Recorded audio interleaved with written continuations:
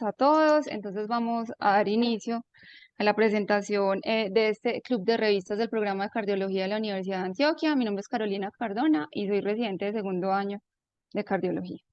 El artículo que escogí fue publicado este año, el 6 de marzo, en la revista JAMA y se llama El efecto de la estrategia invasiva rutinaria versus conservativa en adultos mayores frágiles con infarto de miocardio sin elevación del ST. Es un estudio clínico aleatorizado. Recordar algo de la revista JAMA. La revista JAMA es el Journal of the American Medical Association. Es una revista médica que se publica desde 1883 y ha sido publicada durante más de un siglo y sigue siendo una de las revistas médicas más prestigiosas y respetadas en la actualidad, con el mayor factor de impacto a lo largo de todo este tiempo. Tiene un factor de impacto de 13.8, lo que la pone en una de las revistas top de la literatura médica. Entonces vamos a hablar algo de los tres autores principales. Tenemos como principal autor el doctor Juan Sanchis. El doctor Sanchis es profesor y jefe de la Unidad de Cardiología Intervencionista de la Universidad de Valencia. El doctor Sanchis es un reconocido investigador con más de 693 publicaciones indexadas.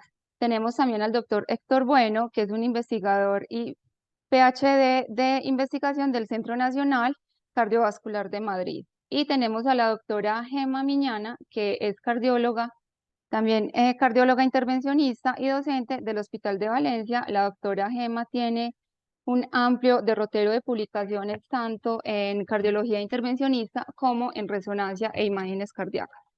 Entonces, para empezar y para adentrarnos en este tema vamos a definir qué es la fragilidad en adultos. Entonces, como fragilidad, y la que encontré que es más ampliamente reproducida en toda la literatura, se tiene que es un síndrome caracterizado por disminución de la reserva biológica durante el envejecimiento. Este da como resultado el declive de la función de los sistemas fisiológicos y predispone al sujeto a una situación de vulnerabilidad ante cualquier estrés. La fragilidad, a su vez, es un marcador de la edad biológica del individuo. Entonces, es muy importante definir bien qué es la fragilidad y no confundirla con otros factores que pueden estar asociados. Entonces, logramos valorar en esta imagen que la discapacidad y la comorbilidad y la fragilidad son fenómenos que son independientes y que muchas veces los usamos como sinónimos, pero hay que reconocer que son diferentes. Si bien pueden compartir factores comunes en estos tres, no los podemos usar como sinónimos y tenemos que aprender a diferenciarlos en los pacientes.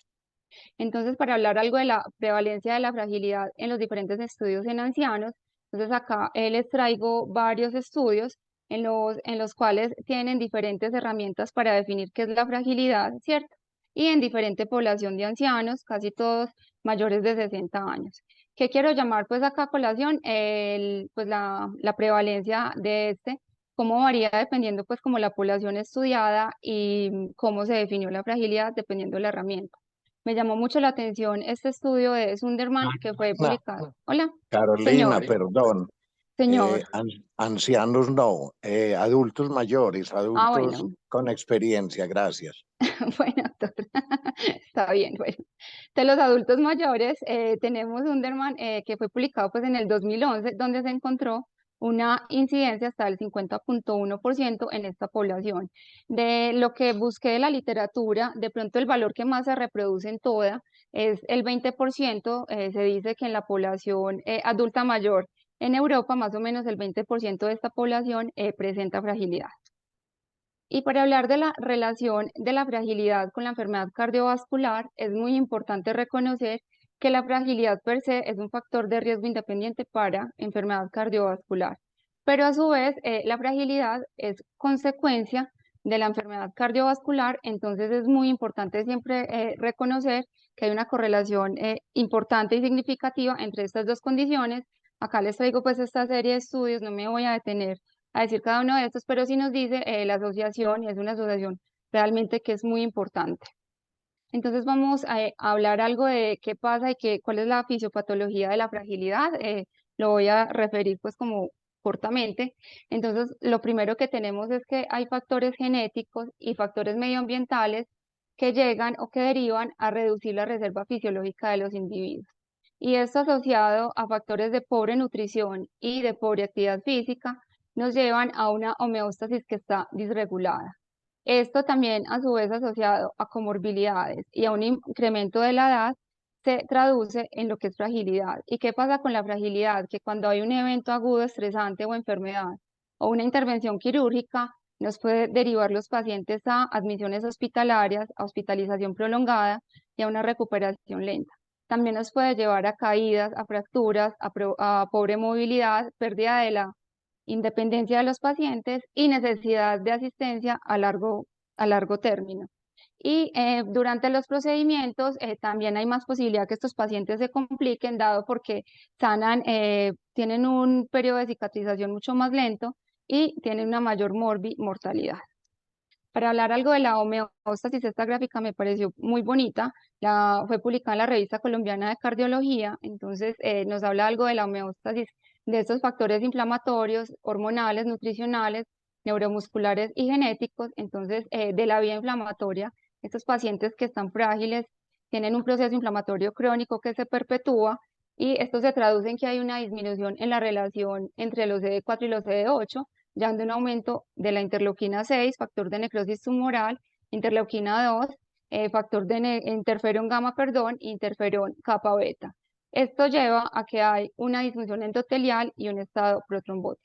En la vía hormonal, entonces tenemos también varias vías que están alteradas. La primera es que estos pacientes están con hipercortisolismo permanente, también tienen presencia de insulinoresistencia y esta insulinoresistencia lleva a que haya una inhibición de la síntesis proteica muscular que conlleva a sarcopenia. También hay reducción de los niveles de vitamina OHD y disminución de las hormonas sexuales. En la vía nutricional, entonces, es muy importante la resistencia a la leptina que lleva a anorexia y esto lleva a que estos pacientes presenten un índice de masa corporal bajo y bajo rendimiento muscular. Y ya en la vía neuromuscular, entonces presentan estos pacientes una reducción de la fuerza muscular que se denomina dinapenia, una baja potencia muscular que se denomina cratopenia y bajo rendimiento físico que se denomina fatiga. La fuerza de agarre está baja y el músculo puede llegar a tener infiltración de grasa. Y finalmente, la vía genética, hay varios genes asociados que nos llevan al paciente a presentar apoptosis en múltiples sistemas celulares. Entonces, esto lleva a que el paciente tenga una baja reserva fisiológica y llega a pues, y lleva a la fragilidad. Perdona un segundito, Señor, Carolina. sí, Carlos, Sí, sí, Carlos Pipe. José, Sí, adelante, Pipe. no sabía que estábamos tan enfermos. Estoy, hoy toma pelo. Adelante, Carolina. y ahorita les cuento viendo qué pasa con todo eso. Bueno, entonces, traigo acá en este statement de geriatría de la Sociedad Europea de Cardiología, me pareció pues como una aproximación muy adecuada, fue publicado en el 2019, de estas dos aproximaciones conceptuales de cómo se puede definir fragilidad. Entonces, la primera aproximación conceptual que ellos nos dan es que la fragilidad se deriva como una mala función física que se traduce especialmente en fuerza de presión y velocidad de la marcha, que están alteradas y esto lo podemos valorar adecuadamente mediante la escala de Frey. Y la otra aproximación conceptual es la fragilidad como la consecuencia del déficit acumulado de comorbilidades, discapacidades, síntomas y datos de laboratorio asociados con malos resultados. Esto es un concepto de fragilidad multidimensional que incluye la comorbilidad y la dependencia en el Frailty Index. Entonces, en este mismo statement nos dicen entonces cómo podemos valorar cada una de estas aproximaciones conceptuales o cada uno de estos dos enfoques. Qué pena, voy a parar un segundito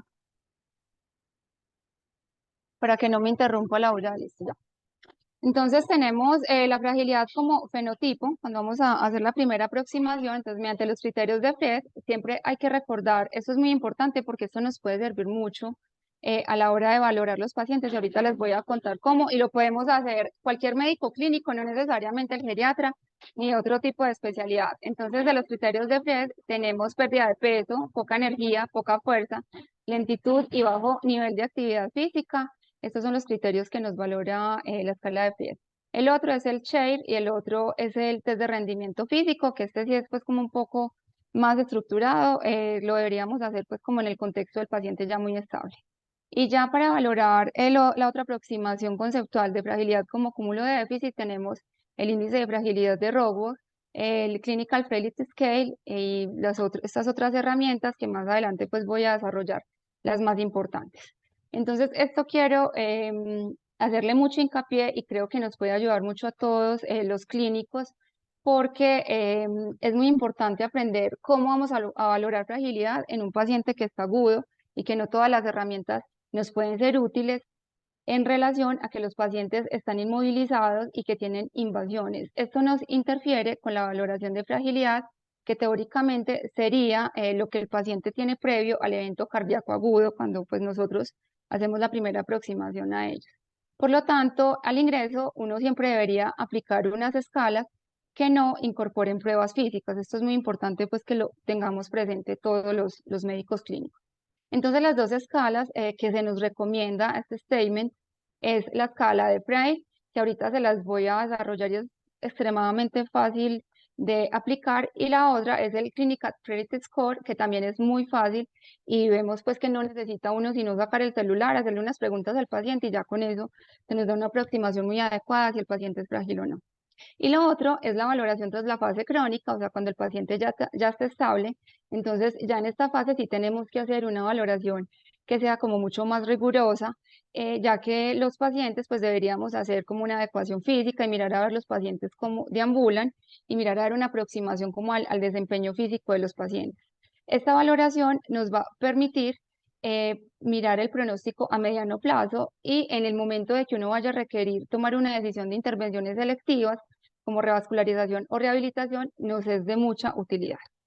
Entonces, se nos sugiere para aplicar o para valorar la fragilidad en la fase aguda o en la fase estable. Entonces, en la fase aguda se nos recomienda mucho la escala de Frey, que tiene una evidencia que es buena, pues que tiene una validación que es buena, aceptable en síndrome coronario agudo.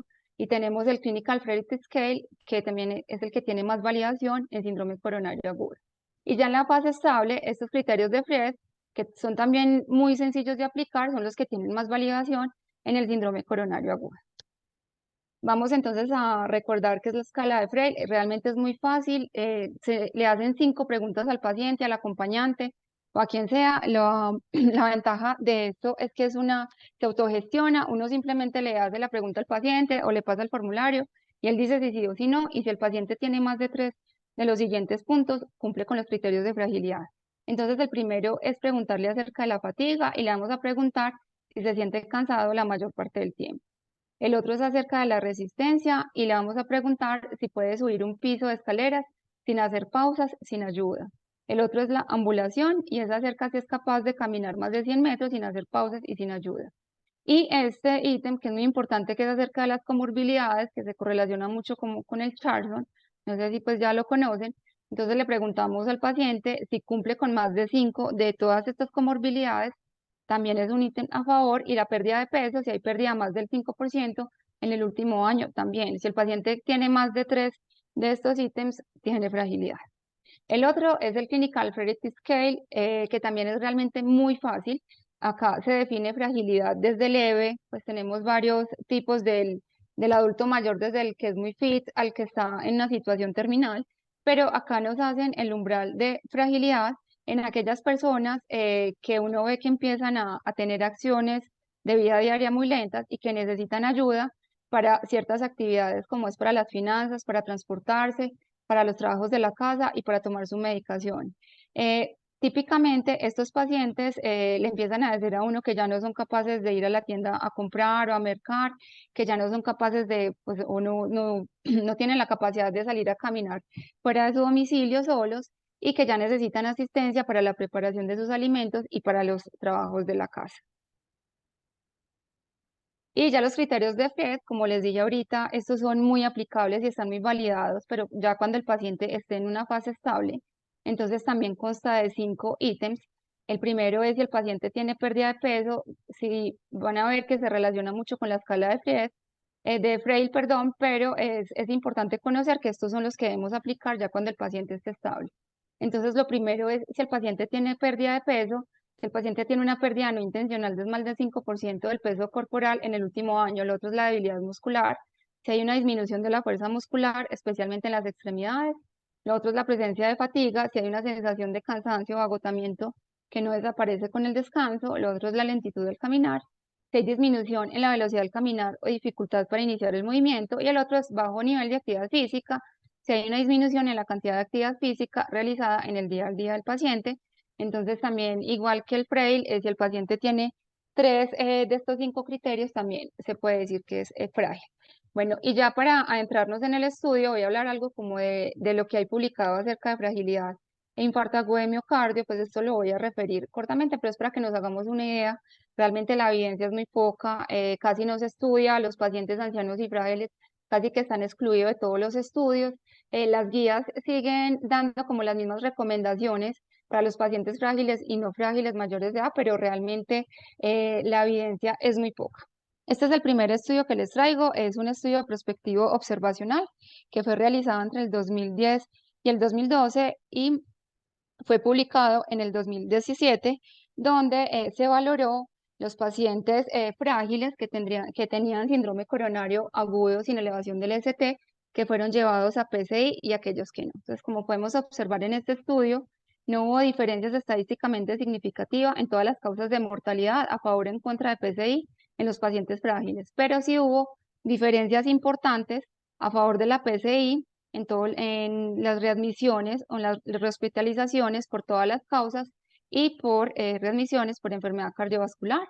Ellos concluyen que este estudio, si bien es muy pequeño, pues puede aportar como unos datos valiosos, pero que se requiere más estudios para dar como una recomendación fuerte. Este otro estudio, que también es un estudio observacional, donde se incluyeron 307 pacientes frágiles, buscó con infarto agudo de miocardio sin elevación del ST, independiente si los pacientes eran llevados a PCI o no, buscó valorar la mortalidad a un año. Como logramos ver en esta gráfica de Kaplan-Meier, los pacientes frágiles definitivamente tenían mucha menos posibilidad de sobrevivir al año que los pacientes no frágiles. Esto independiente si se intervenían o no. Y vemos la tabla acá, como la mortalidad y los desenlaces compuestos definitivamente estaban mucho más altos, independiente de cualquier tipo de intervención en los pacientes frágiles.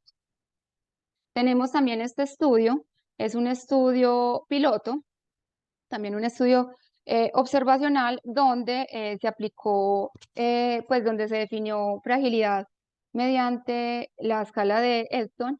Vemos cómo acá clasificaban cada grado de fragilidad por grupos, ¿cierto? Mediante la escala. Entonces, los que tenían fragilidad leve, los que tenían una fragilidad moderada y fragilidad severa, hasta 7, esta escala va de 0 a 17, siendo 0 lo mínimo, y 17, pues el mayor grado de fragilidad o el paciente que está cerca a la muerte. Y quiero resaltar en esta escala también cómo se mostró que definitivamente los pacientes que tienen mucho mayor grado de fragilidad tienen mucha menos posibilidades de sobrevivir que los pacientes que son menos frágiles. Y finalmente tenemos acá el Moscat-Frail, que es como el estudio predecesor del ensayo que les voy a mostrar. También está el doctor Juan Sánchez como investigador principal. Es un estudio que realmente no mostró poder estadístico, pero que dio luces para hacer el ensayo clínico que les voy a mostrar, que fue publicado este año. Entonces, en este estudio se incluyó pacientes no ST, mayores de 70 años y frágiles. Se le autorizaron a 2 grupos, estrategia invasiva y estrategia conservadora. Se les dio el tratamiento a todos los pacientes y no se encontró diferencias estadísticamente significativas en los días, en los días de vida libres de hospitalización de estos pacientes, pero este estudio no mostró poder estadístico. Entonces, ya vamos entonces a nuestro estudio, que es el que les traje hoy. Entonces, como les dije, este es un estudio aleatorizado donde se reclutaron inicialmente 169 pacientes en 13 centros de España. Fue realizado desde el 7 de julio del 2017 al 9 de enero del 2021.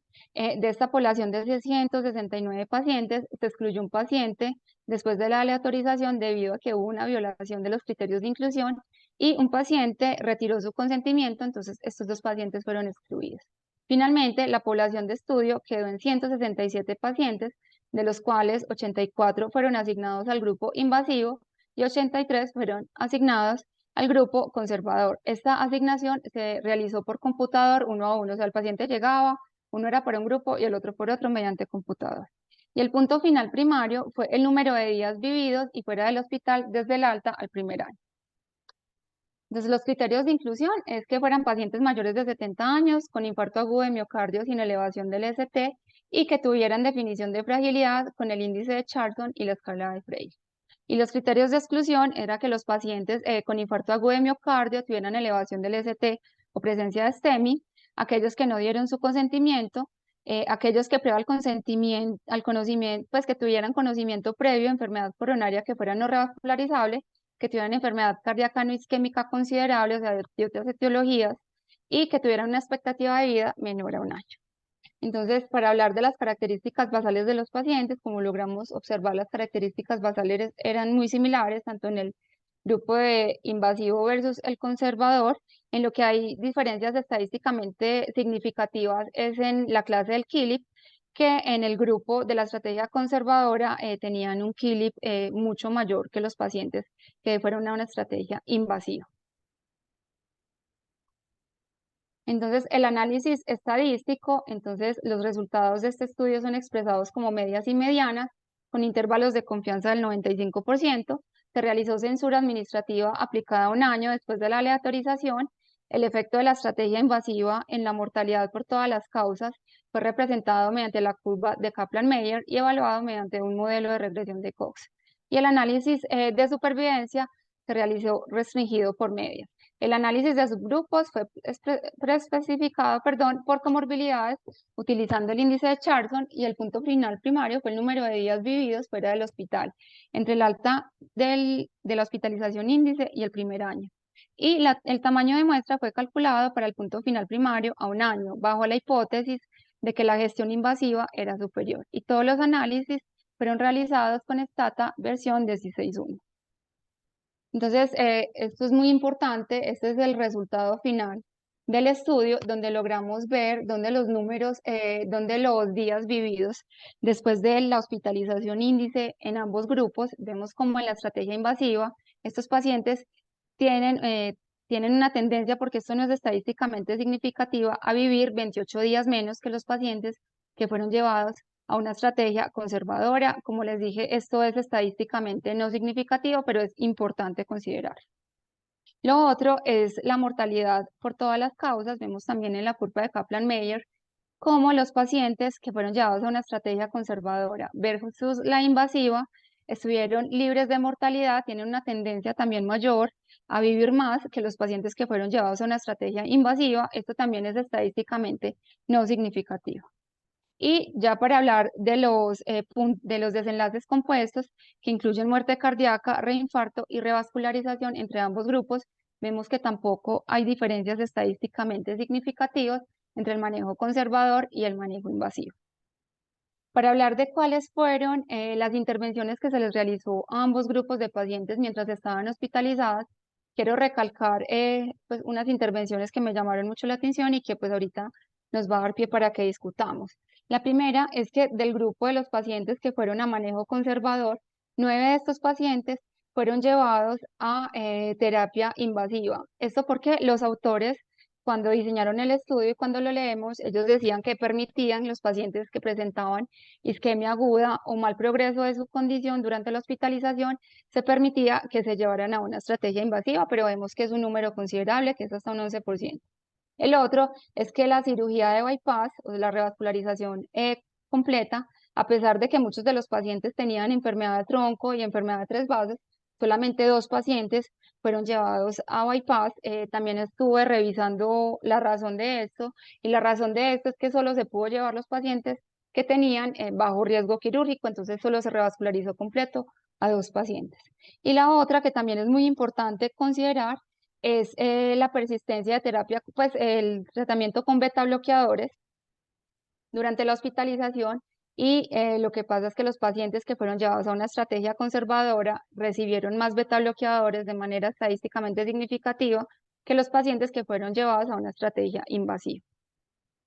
Entonces vamos a hablar de las limitaciones de este estudio. Entonces, la primera es que el estudio fue realizado en el periodo de la pandemia, entonces el reclutamiento fue necesario reducirlo mediante la pandemia, lo que llevó a la interrupción temprana del reclutamiento. Se suspendió cuando llevaban el 95% del tamaño de la muestra calculada. Lo otro es que algunos de los pacientes asignados al grupo de manejo conservador fueron revascularizados, lo que pudo haber afectado los resultados y limitado el poder estadístico del estudio, ya que hasta el 11% de los pacientes de la terapia conservadora fueron derivados a la terapia invasiva. La revascularización quirúrgica fue definitivamente subutilizada, a pesar de que vimos que eran muchos los pacientes que tenían indicación de una revascularización quirúrgica. Solo 2 pacientes fueron llevados a esto. Esto lo explican los autores porque el riesgo quirúrgico de la población estudiada era muy alta y solo en estos 2 se pudo hacer la intervención. Y el análisis de subgrupos se realizó según las comorbilidades, utilizando el índice de Charson, pero no se evaluaron otros factores de fragilidad. Y finalmente, la información acerca del número de pacientes que realmente fueron seleccionados para aleatorizar en el estudio no fue dada. Los autores dicen que esto puede derivar en un sesgo de selección. Ellos no explican, no dan como más razones de por qué no tuvieron bien esta información. Entonces, ya para ir terminando de la discusión que hacen los autores, que me pareció muy importante traerla acá a colación, entonces lo primero que ellos nos dicen es que el ensayo es pequeño, con una potencia estadística que definitivamente está limitada, porque ya les había mostrado. Sin embargo, ellos dicen que no hay indicios de que el aumento del número de pacientes habría confirmado la hipótesis de superioridad en el manejo invasivo. Entonces ellos siguen diciendo que es válido considerar que la mejor opción para estos pacientes sería el manejo conservador. La otra es que la falta de resultados positivos en la dirección esperada, la hipótesis de ellos, acordemos que estaba basada en que la estrategia invasiva era mucho mejor que la estrategia conservadora, es decir, el favorecimiento de la estrategia invasiva, puede explicarse en primer lugar porque los pacientes más inestables no se incluyeron y en segundo lugar porque se permitió el cruce del brazo de estrategia conservadora a la invasiva en un 11%. Lo otro que ellos discuten es que los hallazgos deben interpretarse con cautela, pero sí debería impulsar el desarrollo de un ensayo más grande, con lo contrario de la hipótesis inicial, es decir, que la política de observación atenta y evaluación cuidadosa de los pacientes frágiles en lugar de un manejo invasivo de rutina puede ser igual de eficaz o mejor para los pacientes frágiles en infarto agudo de miocardio sin elevación del ST. Y lo otro es que debe valorarse de manera independiente a los pacientes de muy alto riesgo. Esto no fue, no se incluyó pacientes que llegaron pues como en condiciones de muy alto riesgo. Entonces ellos dicen que es muy importante como tomar este grupo de pacientes aparte y no extrapolar todo lo que les dije. Entonces ya para concluir, se define que una estrategia invasiva rutinaria no proporciona beneficios en la cantidad de días vividos y fuera del hospital durante el primer año en pacientes frágiles mayores de 70 años con infarto agudo de miocardio sin elevación del ST. En su lugar, se recomienda una estrategia de manejo médico y observación atenta para pacientes mayores con fragilidad y no STEMI. Y para reflexionar, esta frase me pareció a ver cómo digo, la fabriqué yo, la fabriqué como de todo lo que leí. Entonces, quiero que todos reflexionemos acerca de esto, y es que el ensañamiento terapéutico y los actos médicos futiles representan un desafío ético en la medicina moderna, donde la perseverancia en tratamientos invasivos puede dibujar la línea entre prolongar la vida y prolongar el sufrimiento. Eso es todo, muchas gracias, quedo atenta a cualquier recomendación o pregunta o discusión. Carolina, muchísimas gracias por tu presentación. Queda abierta la discusión. Tenemos una excelente audiencia con experiencia, tenemos hemodinamistas que enfrentan este tipo de pacientes con frecuencia entre sus pacientes en la toma de decisiones del día a día y otros cardiólogos que están igualmente frente a estos pacientes, de manera que sus reflexiones creo que son muy bienvenidas. Adelante, compañeros. Quien desee, Juan, tienes el micrófono a tu disposición y por Profe, supuesto que... Adelante, Juan. la doctora Carolina que si nos muestra la reflexión otra vez. Sí, bueno, está bien, Y ahí la dejas para que... la dejo, bueno, profe. A ver, me cuentan por favor. Ah, sí, ya. Ahí estoy compartiendo. ¿La logran valorar ahí? Sí, Bueno, señor. es esta. Sí, Ahí está. Gracias, Caro. listo, Sí, Juan. No, no, señor. No, adelante, que empiece la discusión. Yo quería volver a leer Perfecto. la, Muy la bien. frase y ahora hago algunas anotaciones. Listo. Preguntas, comentarios. La experiencia de nuestro fellow de cardiología, que creo que también ha sido de fellow de hemodinámica. Alberto, si tienes algún comentario para hacer, alguna pregunta. Eh, me alegró muchísimo ver y un saludo muy especial a Karen que nos acompaña hoy. Qué rico su presencia. Adelante, preguntas, comentarios.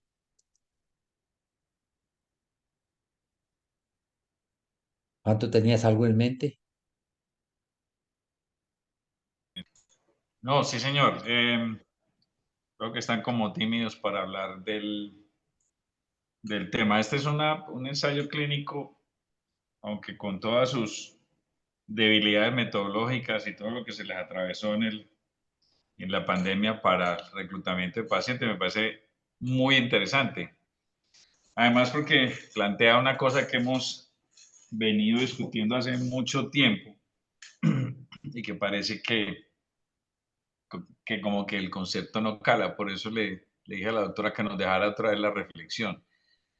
Encontramos en que hay muchos de estos pacientes que son de edad avanzada, que tienen muchas comorbilidades en el que el pronóstico de vida y la calidad de vida están determinadas por otras enfermedades y por otras comorbilidades y no tanto por la enfermedad coronaria o por el síndrome coronario. Estamos de acuerdo en que en el síndrome con ST pues no hay duda, eso uno no lo piensa, hay que abrir el vaso y eso cambia la mortalidad y la morbilidad de los pacientes, pero en el síndrome coronario sin ST sí hay muchas consideraciones, no solamente la estratificación de riesgo de los pacientes, sino estas otras cosas que muchas veces pasamos por alto y ellos se atrevieron a hacer algo bastante osado porque es aleatorizar a si el paciente se le hace intervención o no, solamente por teniendo en cuenta esta variable que ellos midieron, ¿cierto? Entonces es bastante interesante lo que trataban de probar y creo que es un abrebocas a lo que deberíamos hacer y debería dar paso a un estudio mucho más grande para tener la certeza de qué es lo que deberíamos hacer con estos pacientes. En el estudio que se publicó, en el que estuvo la doctora Karen y el grupo de vascular que nos ayudaron, que básicamente se, se enfocó a ver la tasa de complicaciones en el acceso radial con algunas de las variables y encontramos algunas cosas que se relacionaban con ella. En ese estudio también se midió fragilidad y también se hizo el test de Minicop, me parece también algo importante para que tengamos en cuenta. Si uno va a ver los datos en ese estudio, se encuentra como cosas interesantes. La mayoría de los pacientes están en una clasificación o en un estadio que lo consideran prefrágil o frágil. Solamente en el frail 0 estaban alrededor del 20% de los pacientes. Entonces, tenemos una tasa muy alta de fragilidad de pacientes prefrágiles y frágiles. Y el Minicoc en el puntaje menor de 3 también había un porcentaje bastante grande, lo que debería decirnos que esos pacientes no deberíamos quedarnos ahí, sino también acabarlos de estudiar. En el grupo completo era casi el 60% con un Minicoc menor de 3. Entonces tenemos cosas que son importantes en esos pacientes. Si hacemos tamizaje de demencia, y si hacemos el tamizaje, por lo menos la medición de una escala de estas, y si eso debería determinar o no la realización o no de una estratificación invasiva de una intervención. Con este estudio, ¿no le parece que lo que se sugiere es que sí, que uno debería evaluarlos y a pesar de que en otros escenarios ha tomado un buen posicionamiento, sobre todo en intervención en estructural, la fragilidad cambia el riesgo y le dice a uno si intervenga o no intervenga, qué tipo de intervención, si lo llevo a cirugía o lo hago percutáneo.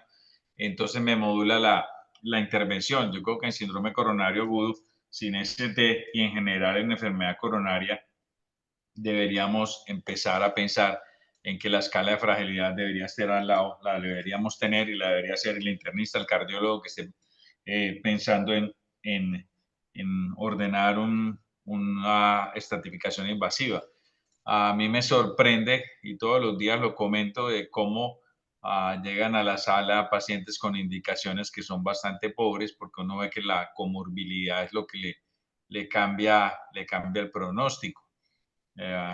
Un caso del día a día con una paciente que cancelé porque tenía una anemia ferropénica demostrada, una anemia microcítica hipocrómica con ferropenia en una mujer no de edad avanzada, que les suspendimos el cateterismo precisamente por eso. Pues lo que hizo el especialista en medicina interna fue transfundirla, volverle a ordenar el cateterismo, cosa que uno no entiende, porque uno dice la comorbilidad está marcando una ruta, un algoritmo. Primero, venga, descarte dónde está perdiendo sangre, qué es lo que tiene ese paciente, antes de pensar en la estratificación de la paciente en forma invasiva, que puede esperar a que usted determine las otras cosas. Entonces, eso me parece muy importante, porque pasamos por alto las comorbilidades y en especial la fragilidad. No sé si de los que están aquí, que estuvieron presentes en la presentación,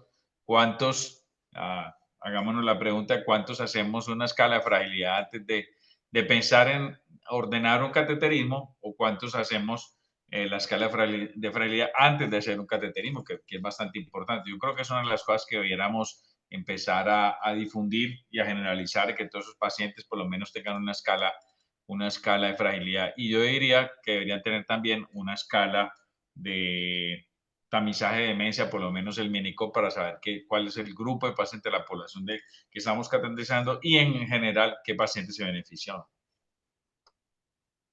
Muy valiosas observaciones. Si hay algún comentario a las propuestas del doctor Senior, adelante. El doctor Jorge Mario Largo quiere intervenir. Adelante, Profe, Jorge Mario. yo, pues, Sí, acerca de lo que adelante, decía el doctor adelante, Carol. Senior, que yo pues, les mostré las dos escalas que son realmente muy sencillas. Pues uno solo es sacar el celular y realmente lo que yo le decía ahorita, profe, que es que acá no tenemos siempre el apoyo de un geriatra. Entonces, finalmente nos toca enfrentarnos es a nosotros a tomar esas decisiones, a los clínicos. Adelante, Jorge Mario. Bueno, finalmente, pues para complementar ya todo lo que dijo el profesor Senior, tener en cuenta que estos pacientes, uno, hay que individualizar. No es lo mismo un paciente de 70 años que es funcional completamente, que todos los días incluso sale a trotar, que los vemos en el medio, a otro que realmente es multimórbido, tiene demencia, tiene enfermedad renal, ya una cardiopatía de base avanzada, y su funcionalidad puede variar importantemente. Aparte, pues, de las escalas que mencionaba la doctora Carolina sobre la fragilidad, recordar que hay múltiples escalas de las que nos podemos apoyar, incluyendo algo también muy fácil de identificar como el Bartel, el score de Charlson, que ya nos dice un poco de mortalidad a 10 años. Yo pienso que la idea, pues, final de todo esto es individualizar, apoyarnos de todas estas escalas que ya los geriatras llevan décadas usando y perfeccionando, utilizarlas como parte de nuestro ejercicio diagnóstico y de abordaje terapéutico con todos estos pacientes que llegan con edades avanzadas. E incluso en algunos textos mencionan que es fundamental que el cardiólogo se llegue a tomar un papel de cardiogeriatra como tal. Ya quedan casos muy difíciles de abordar, que son los pacientes que definen a veces como de extrema edad, que algunos ponen de corte mayores de 90 años, en los cuales, bueno, sí es funcional y todo, pero realmente hasta cuánto le vamos a intervenir a este paciente es algo pues bastante difícil en ocasiones.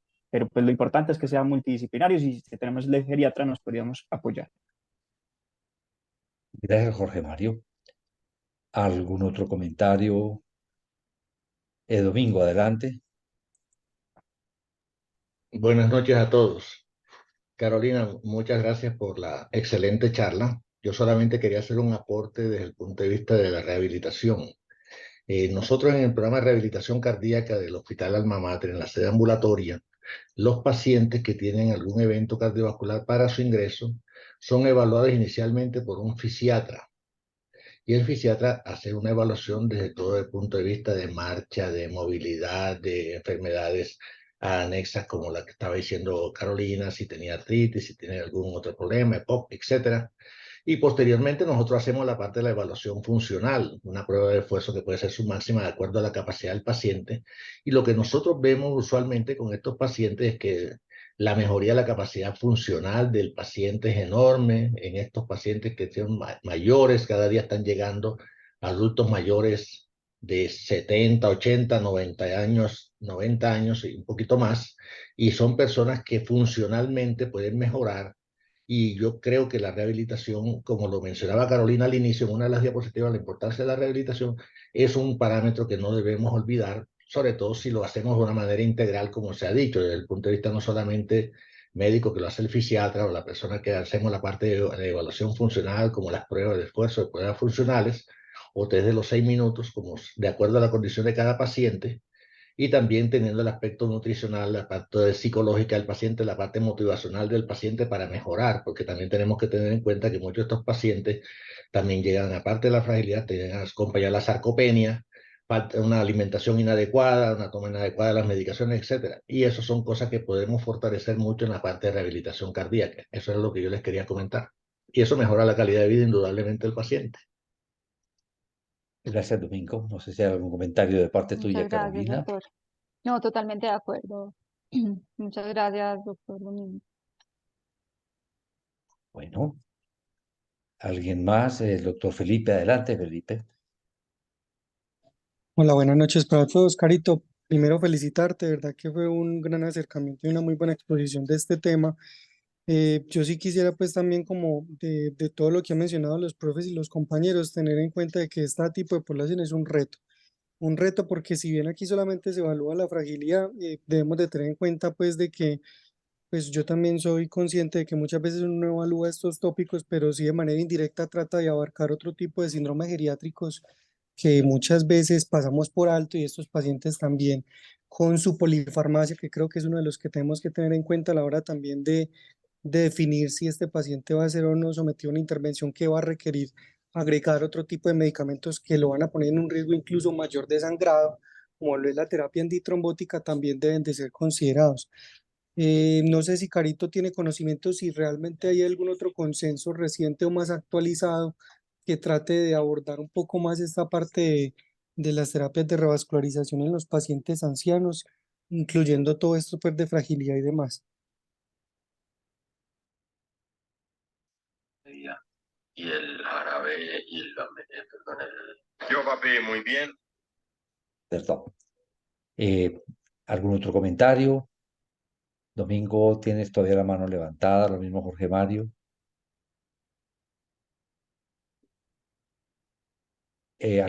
Alberto, adelante. Hola, buenas noches. Carito, felicitaciones. Sí, para comentarles, el grupo de hemodinamia con Dr. Seniors, estamos haciendo un proyecto que es mi proyecto de grado de investigación sobre esos pacientes que llegan al laboratorio de hemodinamia mayores o iguales de 65 años que se someten a al cateterismo cardíaco. Le estamos midiendo la fragilidad y también el minicop y estamos viendo las diferentes variables, cómo le va a esos pacientes pues desde la parte hospitalaria y a 30 días.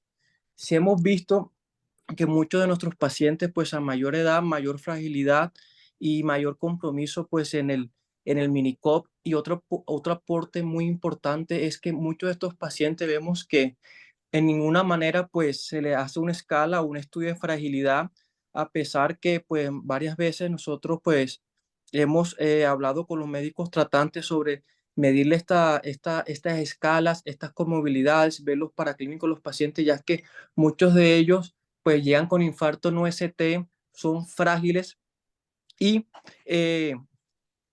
no tiene ningún estudio previo y le ordena el cateterismo cardíaco y vemos que esos pacientes de pronto pues no se benefician de una estrategia pues invasiva y ya pues que muchas veces nosotros lo tenemos en el laboratorio pues nos toca hacerle pues el cateterismo cardíaco, aunque muchos de ellos pues nosotros con las limitaciones que tenemos pues lo frenamos. Entonces sí es muy importante lo que decía el doctor al comienzo y pues como grupo multidisciplinario pues valorar la capacidad funcional del paciente, la red de apoyo, la fragilidad y también el minicop, ya que hemos visto que muchos de estos aspectos los pasamos a veces por alto y sabemos que son pacientes que colocarle un stent, pues no le vamos a mejorar ni la calidad de vida ni el pronóstico a largo plazo. Muchas gracias, Alberto. Y Santiago Giraldo tiene también un aporte para hacer. Hola, muy buenas noches a todos. Yo quería hacer una pregunta a Carolina y al doctor Juan Manuel Senior, de si ellos opinan que las bajas tasas de revascularización en el grupo de intervención, si bien la mayoría de pacientes sí en efecto se llevaron a una coronariografía, eso es una cosa, pero cuando uno mira las tasas de revascularización fueron muy bajas, 60%, e incluso las tasas de revascularización completa fueron mucho más bajas, 30% de la población. Entonces, yo quería preguntarles si creen que eso puede modificar los desenlaces, porque una cosa es hacer un cateterismo, evidentemente hacer una angiografía coronaria no modificará el desenlace de un paciente, pero modificar las tasas de revascularización y revascularización completa, sí. Entonces, quería preguntarles qué opinaban de, como de ese hallazgo en este estudio. Gracias. Gracias, Santi. Carolina, ¿tienes alguna observación, doctor Senior?